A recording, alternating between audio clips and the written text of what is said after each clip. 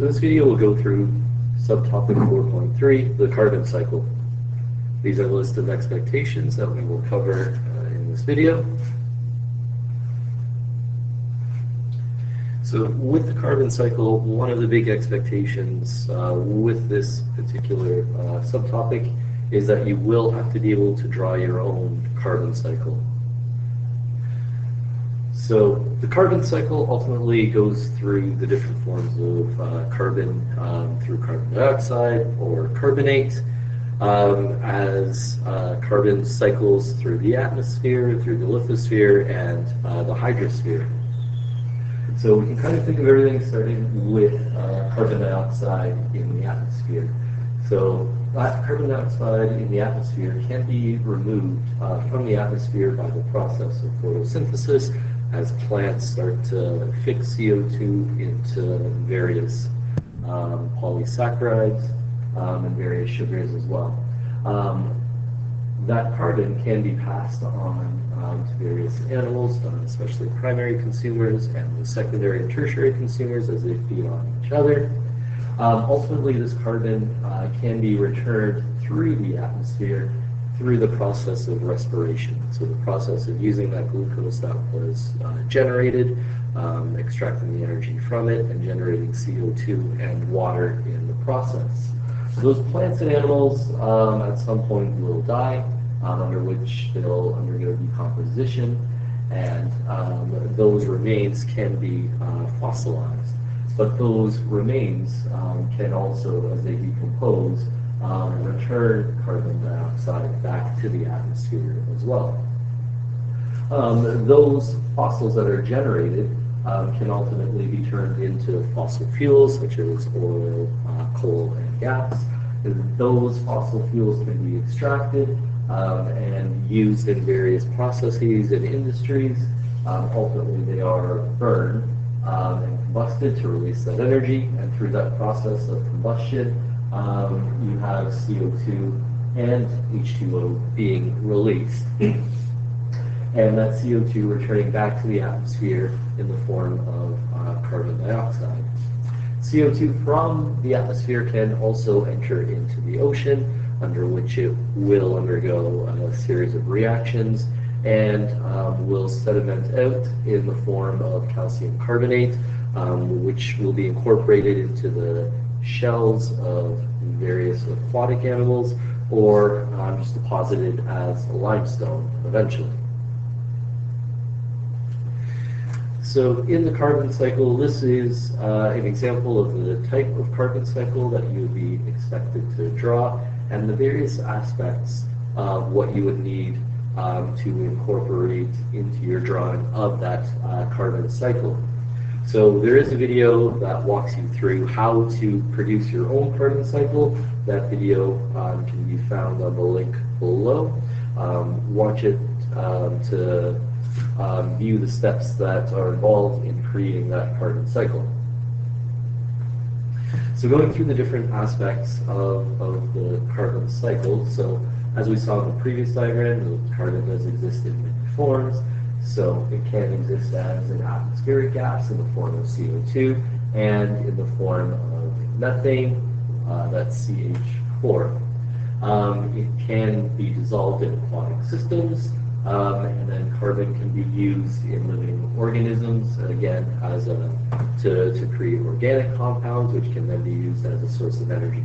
You can get carbon deposits in the lithosphere, as in the form of minerals, such as various carbonates, or fossil fuels, so the oil, the coal, and the gas.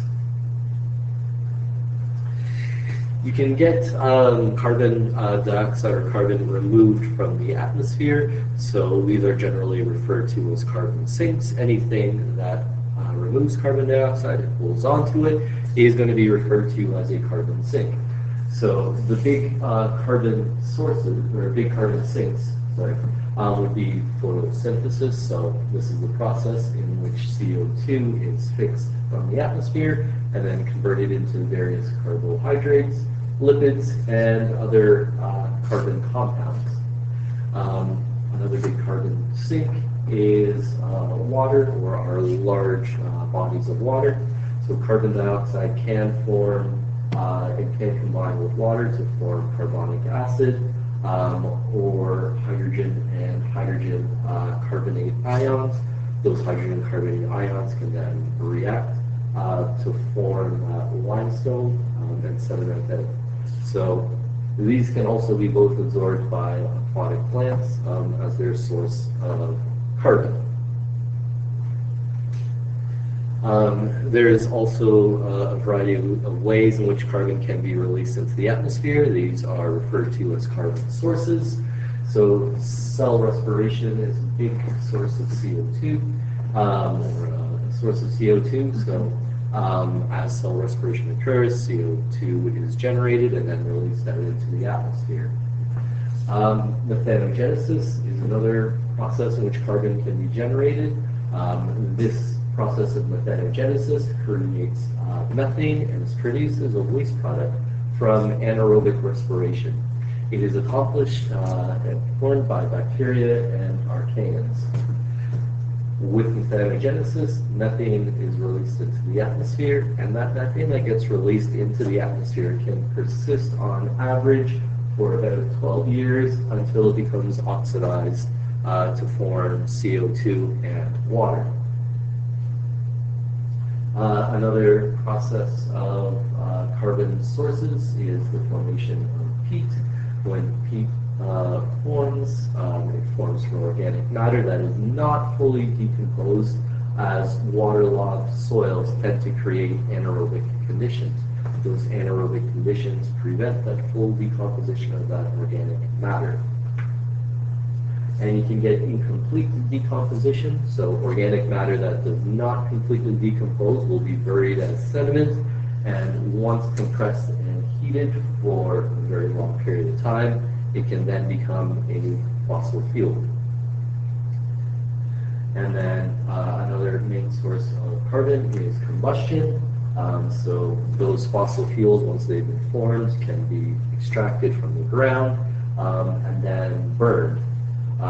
Burning of fossil fuels will release that carbon that has been trapped within them, and then burning of trees also returns carbon to the atmosphere. And limestone, being another carbon reservoir or carbon sink, can also be a carbon source. So calcium carbonate shells that decompose in the ocean that form sedimentary rock made of carbon. If that limestone were extracted and then reacted, it could release carbon into the atmosphere. And lastly, carbon dioxide can enter into our bodies of water, or enter into oceans and lakes and sources of water. And that carbon dioxide can interact with those water molecules to form carbonic acid. That carbonic acid can then go on to create carbonate ions. But that carbonic acid can also decrease or lower the pH of that water, causing acidic conditions.